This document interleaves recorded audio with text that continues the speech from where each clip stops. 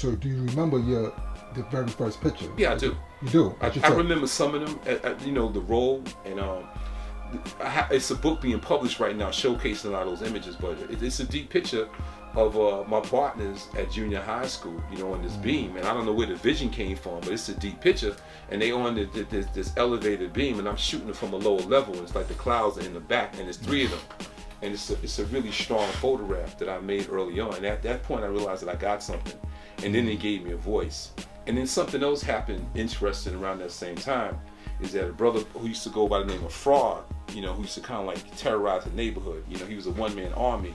I met my enlightened. Now, my enlightened is a very interesting person because as an 85%, he was a savage in pursuit of happiness. He was a stick-up kid, came out of Crown Heights. He was a cold knowledge thief, and he was a straight-up savage. His name was Frog, and he was a brother that came out of Crown Heights, and he moved to the area, and he used to just strong-arm rob a lot of people by himself. And he was just known. He's the type of brother who would come to the area like on a Tuesday and tell people tomorrow at 1 o'clock nobody better be in this park, and nobody would be there because he had that type of reputation. Ramel, my enlightener, and whatever reason he got arrested and he went to Spotswood, and Ramel got knowledge of self there. At 16 years old, I don't know who taught him, but somebody taught that young man who used to be called Frog because he spoke with this.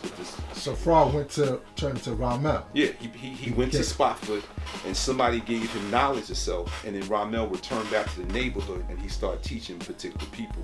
Whatever reason, Ramel, his first student's name was Victorious, brother from the neighborhood, and they used to be together all the time. And Ramel saw me, and he must have saw a light in me. And he snatched me up from my crew that I was with, because there was opposition with Ramel and people I used to roll with, major opposition. And when he came home as Ramel, he would see me with them. And I'm with a lot of people. And whatever reason, his radar was on me. For whatever reason. Now I'm with my crew, and we engaged in alcohol, smoking, drinking, and acting like savages in pursuit of happiness. And Ramel started to just drop seeds on me. Every time he saw me, he would acknowledge me. This is a notorious gangster right now. He's taking time to acknowledge me. He might have been a year, 2 years older than me. And then... How old you were about this time? 15. 15. I was coming into acknowledging myself on a greater level. And I got the photography, and now I meet Ramel. So he rolled up on me one day when I was with them. And I think I had already just finished putting him in currency for a quart of old gold and everything in between. So we all together in the park. 15, huh? 15, yeah. Because like I said, my parents were going through trials and tribulations, and I'm going astray. And now, that's what we did between the graffiti and engaging in that type of behavior. And we were also like a band too. We had brothers. We all had instruments. I had a bass. My partner, Wolf, had drums. So we were formulating a band too. We were pretty much good kids because we came from a house. We had parents. Our parents, for the most part, were all veterans. Our fathers were veterans. So we had structure, and they used their GI Bill to actually buy homes. And but we were falling astray because I think at that time our parents were trying to figure things out. They were young.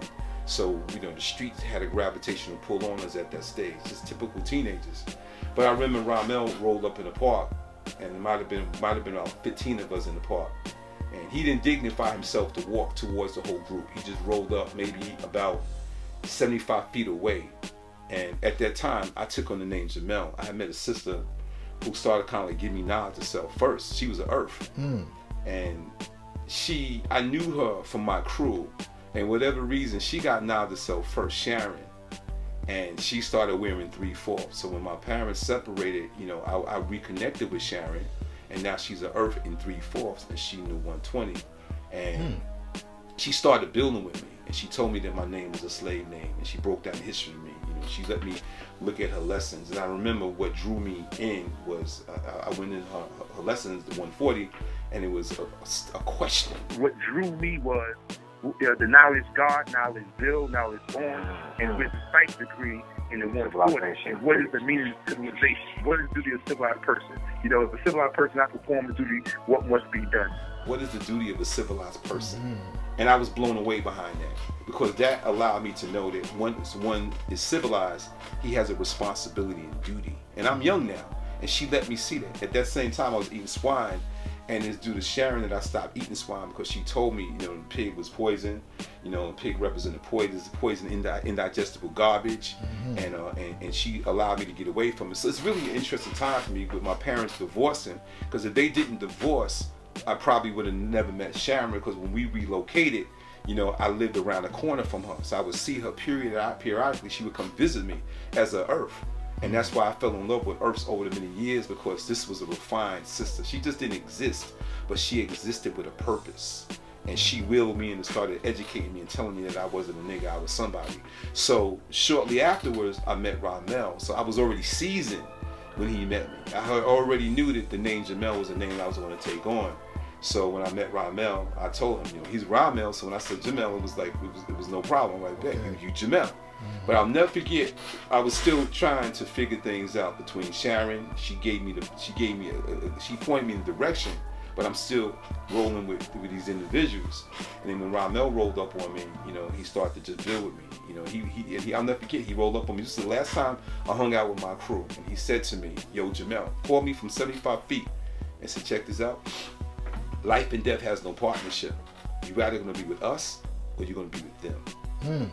And I looked at them. It was just him and Victorious. And I looked at my crew, and everybody was quiet from afar. And I said, I'm gonna roll with y'all. And I'll never forget, we rolled that night, and it was deep science what he did to me. And we started building about life. When we went to the liquor store, he was able to get somebody to go in and get us a bottle of Bali High wine, and we sat and we drank the wine together, the three of us, and he just started building about life and purpose to me. And that changed my entire life, my whole view. I no longer wanted to be a savage in the pursuit of happiness. You know what I mean? Because at that stage in my life, I was a fool. I was a bona fide fool, living in a state of triple darkness. I was blind, deaf, and dumb. And when I met Ramel, he wheeled me in, and he pointed me in that direction of having a sense of dignity and pride. And I never looked back from that point on. So I'm very grateful to what he did to me. And I had great love for that brother. But it's the sad reality that Ramel couldn't really save himself. If Mecca did this.